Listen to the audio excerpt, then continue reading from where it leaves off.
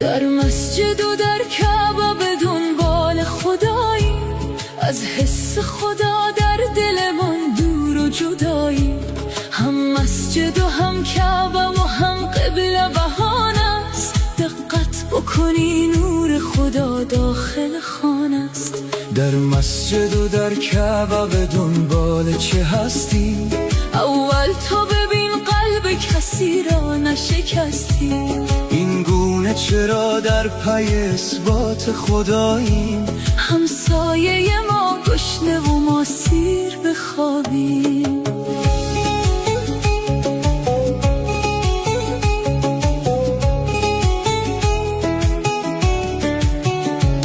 برخیز و کمی کعبه آمال خودت باش، چنگی به رقابت بزن و مال خودت باش.